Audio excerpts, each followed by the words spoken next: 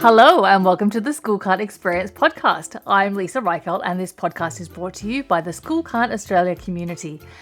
Caring for a young person who is struggling to attend school can be a stressful and isolating experience, but you are not alone. Thousands of parents across Australia and many more around the world face similar challenges and experiences every day. We have a very special treat today. It's the live recording of the Lived Experience panel who came together for the recent launch of the Understanding School Can't ebook, which you can download for free from the School Can't Australia website right now. You are going to hear voices of 4 of our previous Lived Experience podcast guests, Diana, Mark, Simone, and Yani. And they are going to be sharing some of their hard-earned wisdom and insights on all things School Can't and the things they wish they had known much earlier in their School Can't journey. Now, this was a live panel on Zoom, so the audio quality can get a little bit sketchy at times. My apologies for that, but I think the quality of the discussion more than makes up for it. I hope you enjoy this live panel conversation. Shall we move on to our lived experience panel now and share a little bit of real life talk? This is kind of like examples, really, isn't it, of where the material for the ebook came from. Real lived experiences of folk who have trod this pathway and we've had to make our own way through it. And I want to be able to share some of the things that we all wish that we knew a little bit earlier on in the journey. Before I start, I do want to acknowledge the lived experience of all the members of our School Can't Australia parent and carer peer community and the value of our voices and our experience. We thank the members of our community who have volunteered to share their lived experience today. If you have been a listener to the School Can't Experience podcast, these may be some familiar faces or voices because all of these wonderful people have shared their lived experience on the podcast. Many thanks to you all for doing that. I don't want us to go into big, deep stories of what we've all been through because that's available on your respective podcast episodes and we'll make sure links to those are available. But what I would like to do is just get you to maybe introduce yourself individually. Who are you? How's things going in your life these days? Would you like to kick us off, Diana? Sure, and thanks, Lisa. Really appreciate the opportunity to share. I'm actually feeling quite emotional, to be honest. I think it just reminds us of what an incredibly emotional journey this is. I'm actually out the other end of it now because my son is now 19. We're based in Sydney, and he actually just finished his first year of university, which feels absolutely amazing. So where we are now is good.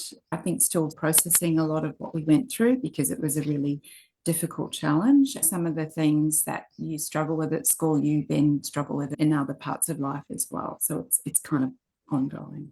Yeah, that's understandable. Mark, let's hear from you. Hello, everyone, and congratulations on such an awesome resource. It's one of those things where you kind of go, oh, yeah, I wish I'd had that 10 years ago. That would have been great. Our journey is my eldest is 11, and it's been ongoing since we started school, having been through lots of services, lots of situations, lots of schools, lots of options. We now homeschool, and we found that the whole thing is it very much is it's a family-wide situation, and that's the approach we had to take to get to what worked for all of us, not just my eldest. I'm based on the sunny south coast. Thank you so much. Simone and Yani, welcome. How are things going with you guys? Hi. Well, hi, we're Simone and Yani, and I'm grateful to be here. And a little bit like Diana, I think I find seeing that resource a bit emotional still. Yeah, but very glad it's here. And we live in Southwest Victoria. And now Yani can talk.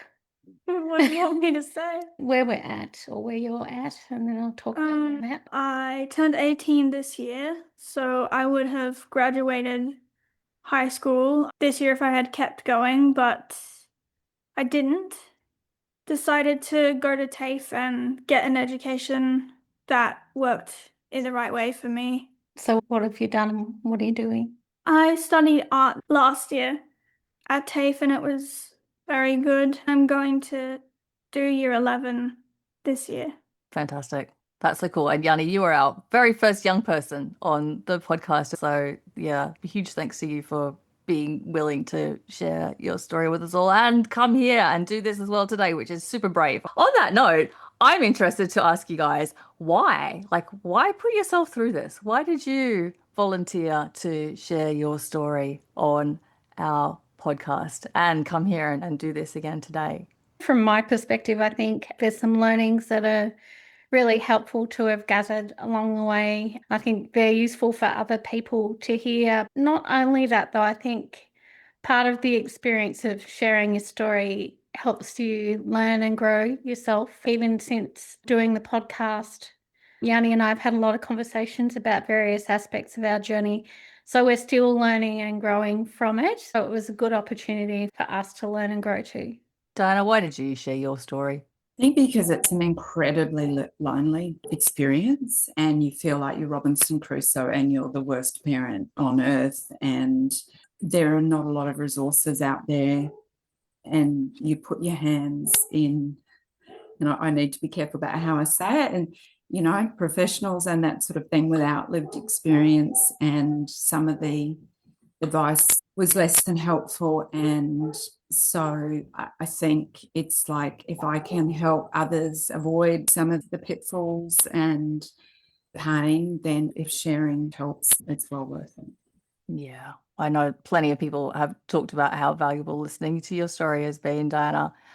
And Mark, you work in peer support, right? So this is probably your bread and butter. Yeah, pretty much. So professionally, I'm a peer worker, which means I have a lived experience of mental health issues. And so I've been working in peer support for best part of 15 years. So a big part of peer support is safe storytelling and connecting with people in what can I learn from you? What can you learn from me? And encouraging people with new ways of seeing, thinking, and doing. And so I've always felt that kind of learning from other people who've been going through similar to me is a great way of building my own toolkit. If I can put something out there into the world that someone else may resonate with, a really great opportunity. Yeah. It is for me, I think. Thank you all again. Go, Simone. Can I add something? I just wanted to maybe say something about Yani's participation in it. And I know in preparing for today, we had a bit of a talk about that. And maybe, I don't know whether you wanted to say something, Yani, or I can, just about being a young person, having the lived experience as a young person as opposed to a parent or carer. Did you have anything to say about that in terms of having your voice heard? I think it's important that there's a focus for the young ones, because a lot of people they only know what it's like to be the parent. And the kids, they don't really know much about their own experience or what is happening with them either. I think it's good that, like, when I went to TAFE, there was a lot of young people there that had school can't experiences and stuff, and we all talked about it together. I think it's important for young people to have their own community that can support each other with it too.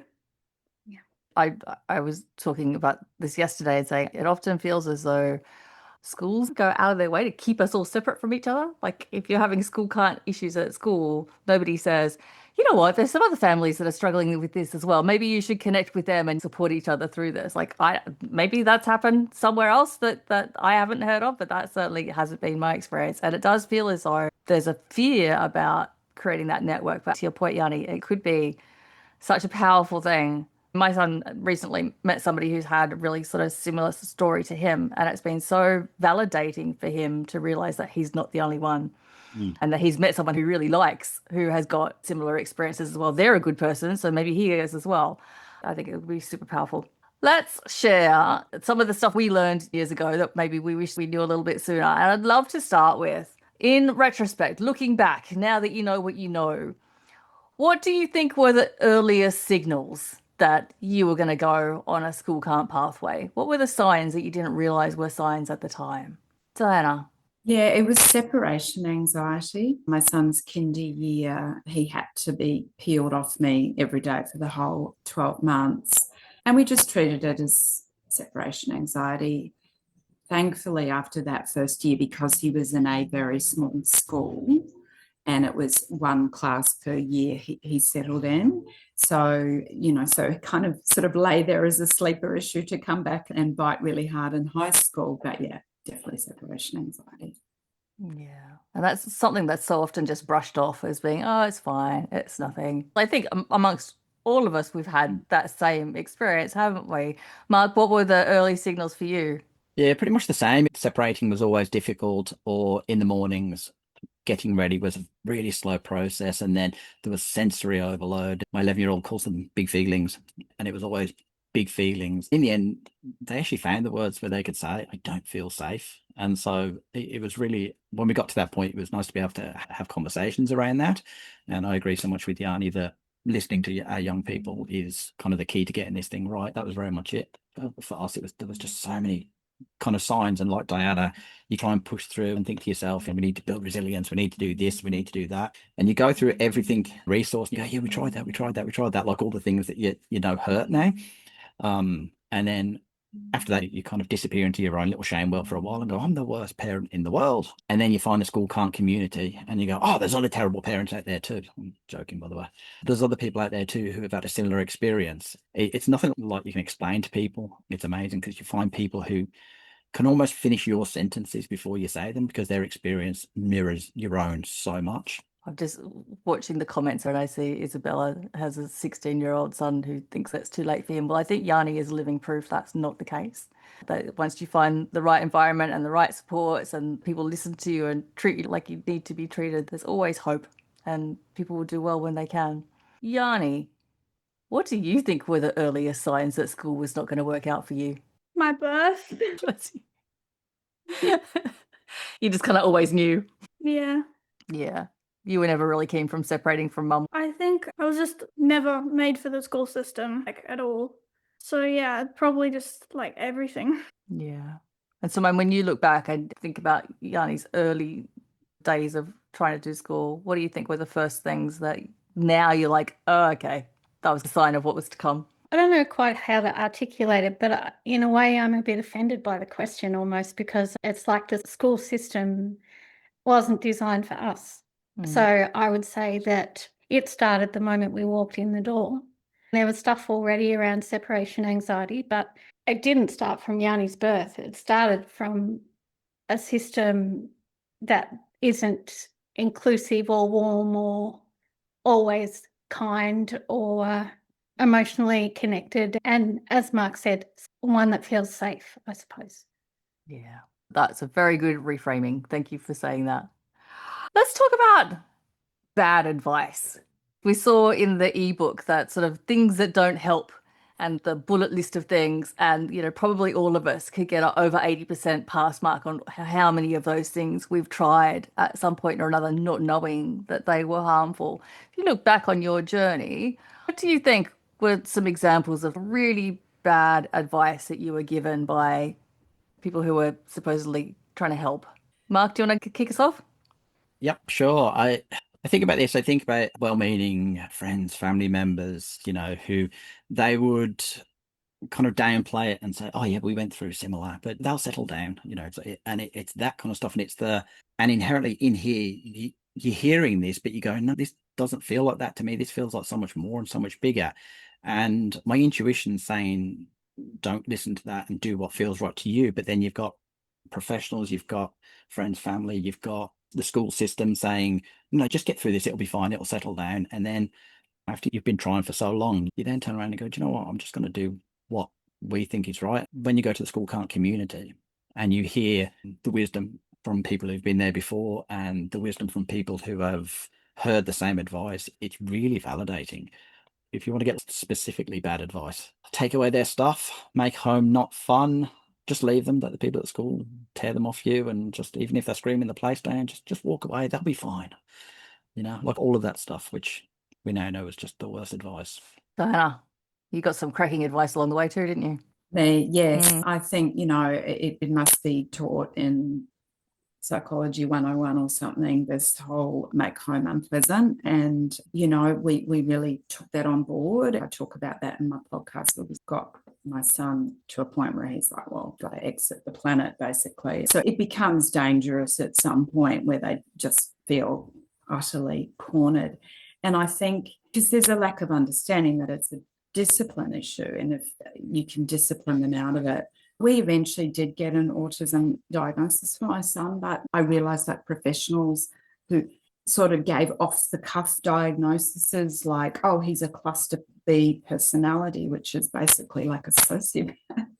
So I really, really think it's very important that people think about what they're saying, because I think that the main issue is absolutely treat it like a discipline issue. I hope we're all past that, but yeah, the coercive sort of behaviours are really just counterproductive. Yeah, I think we maybe amongst this group might be past that, but in the last 12 months, I've heard that from a school environment. So it's still definitely advice that is circulating. Unfortunately, I think a lot of these things are just such tropes of what does parenting look like? How do you get kids to go to school? Simone and Yani, what's some of the terrible advice that you were given? I didn't have anything to do with advice. I think for me, sometimes it was the not advice or the we'll just wait and see how it goes.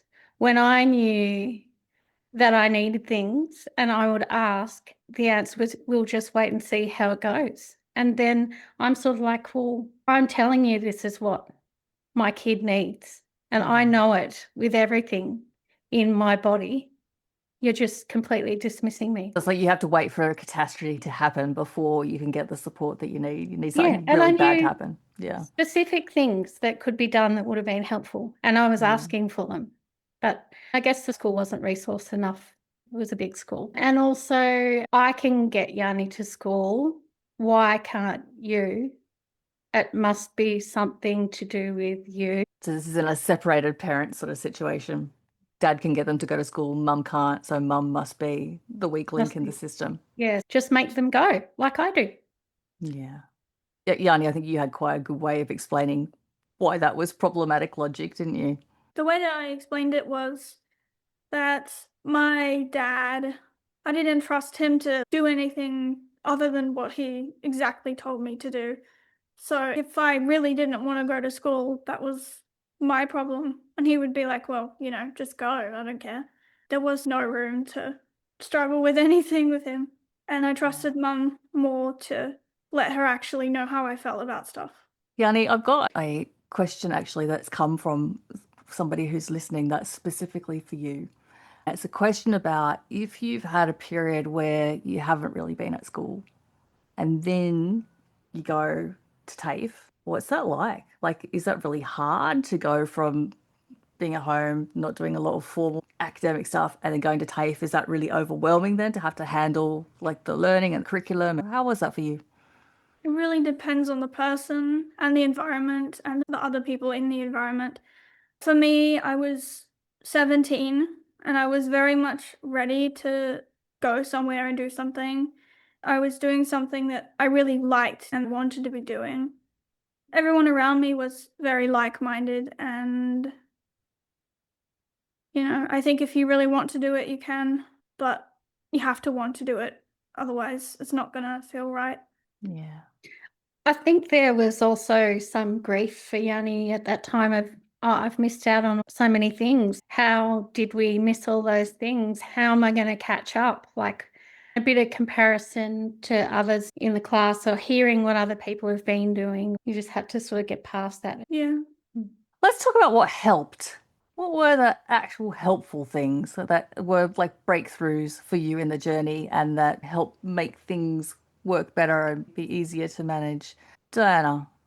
Well, finding my way to the school can't community was amazing because I learnt about the PDA profile, the PDA autism profile, and that was when I really pursued a proper diagnosis with a proper neuropsychologist and not someone who was giving me off-the-cuff advice. Learning about deschooling, which is so radical and so counterintuitive and so the opposite of any advice that you will ever get from school.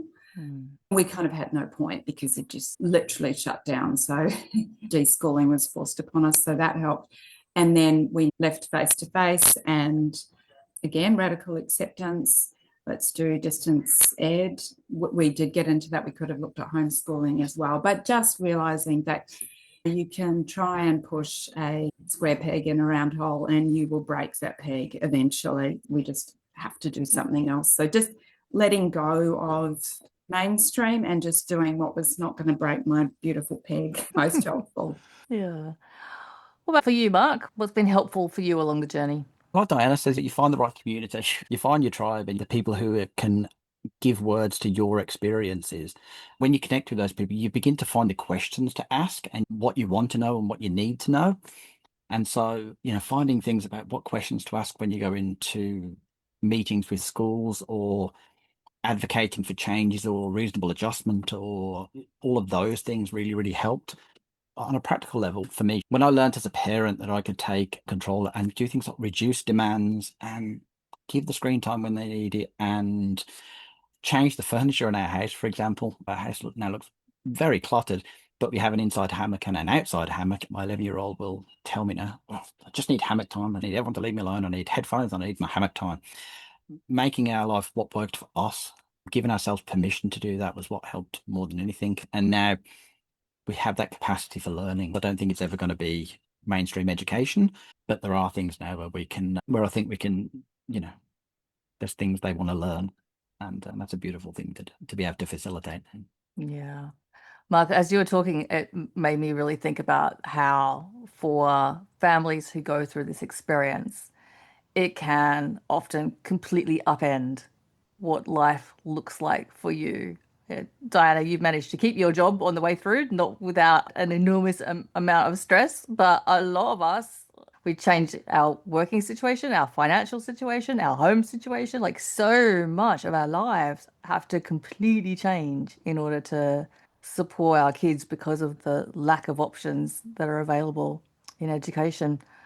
Simone, in retrospect, what worked for you? We hear TAFE's working, which is great. If you look back and go, what worked?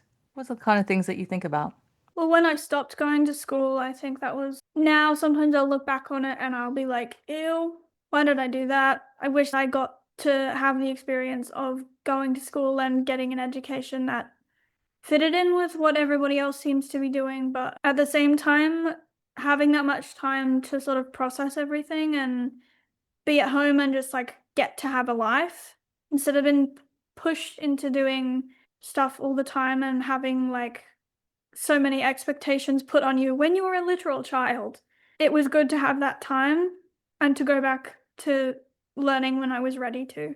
Yeah. There's a question in the chat for you, Yani, which I think is an interesting one. What worked or didn't work when you were trying to get to school? What worked or didn't work for you? But I think your answer there was like actually not going was what worked, right?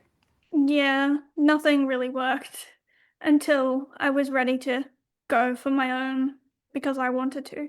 And also being resourced enough, like being relaxed enough and rested enough and settled enough, being in a position where we're not experiencing quite so much change as a family. So having a consistent enough family situation, probably. Getting a cat. Like I remember a family support worker saying, you need to get your cat, like Yani really wants a cat. And I was like, I'm so sick and tired of looking after things. I don't want a cat. No, but we did it. And he's been a really helpful member of our family too. And for me, I think probably like not only taking the pressure off Yani, but learning to take the pressure off myself. So almost like deschooling myself. Yeah. I think for folks who haven't heard Yani and Simone's episode, there's a key moment in there which we refer to as beach day, which I think was for Simone to go, actually, I don't have to do this the way that I'm being told that I have to do it. We can say no, we can do things differently. That felt like a really important moment. Let's talk about hope and optimism, because when you are in the thick of this, hope can feel a long way away and optimism can feel like a distant memory. How did you think about this as part of your journey? I don't necessarily want to say, how did you keep hope? Because I don't necessarily think that you did all of the time, did you? Mark, do you want to kick us off with this? What are your thoughts on hope and optimism in the course of this journey? I'm a born optimist. I tend to look at most things with an optimistic lens, not toxically positive, but if there's an upside, I'll try and find it. At times during this, everyone was just so empty that none of us had it. And as a family, we were all going through this experience and we were all kind of doing the things that you're supposed to do, but we could all tell that none of it was working. And so therefore, in those moments, if someone had genuinely said, like, have you got any hope? I'm not sure the answer would have been yes, but that was for all of us. That was for a complete family. And one of the things I think is that hearing from people like Yani, people like Simone and Diana, that where your young people are at now, that there is hope beyond where you're at, was just so incredibly helpful. Like, it was so incredibly useful. When you see other people, you kind of go, yeah, okay. And it's almost like we're talking peer support about holding the hope for someone else. When you hear those positive stories and you see those amazing things, it's almost like those people are holding hope for you and they don't even realize it. So Yani, when I hear you talk so beautifully, you have no idea that you are holding the hope for what might be for other people, which you cannot be underestimated. So a huge thank you to you. Simone, you had a lovely term of borrowing hope, I think, didn't you? Which sounds similar. Yeah, I feel like I have borrowed hope and I'm happy to share hope, which can be the tiniest moments of inspiration received or given unknowingly often. I think finding in our small area in Southwest Victoria one person actually who was homeschooling that I knew was doing it not by choice because there was no other option. Like, that was really good. And to see that they just lived with the imperfection of everything and it was okay, that was really good. And I think underneath everything, I had an inherent belief in Yani's self-worth and in my own. So aside from everything, I knew that I was okay and that Yani was, because we are. What about for you, Yani, when you were in the midst of this journey?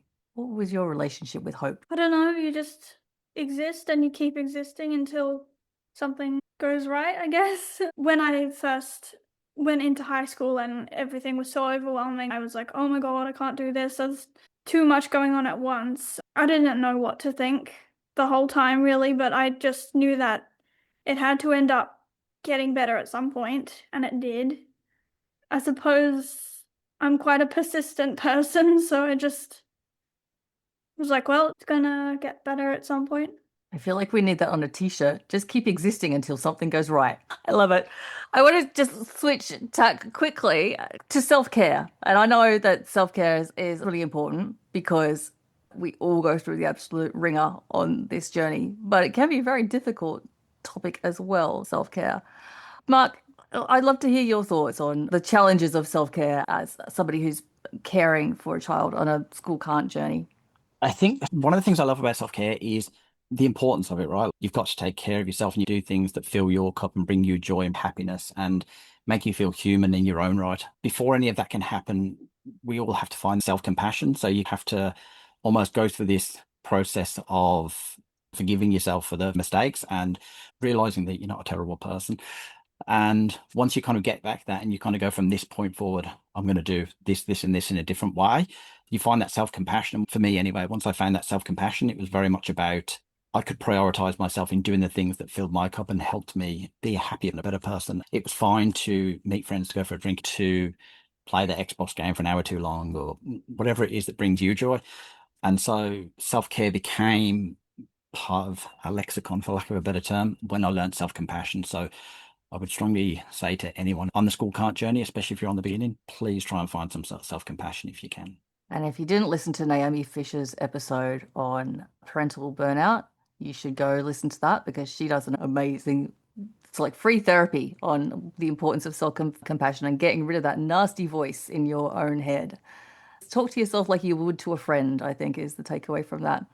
We are getting very close to time, so I wanted to switch over and ask Diana, if you had an ebook like the one that's being launched today at the beginning of your school can't journey, how do you think that might have changed your trajectory? Wow. Yeah, I think significantly there were really no resources at all when we started. And I think just understanding that there are different options, there are different ways to talk about it. It's really taking the time to stand back and rather than push through, we must make this right. I think just having the language to talk about it and think about it would have been super helpful.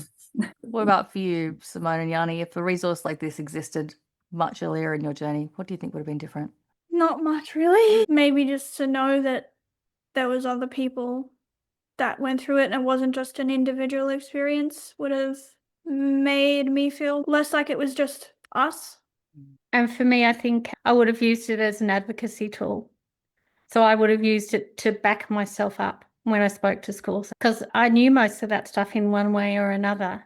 But to have that to say I wasn't just a weirdo or difficult or tricky, but to be backed by that would have been good.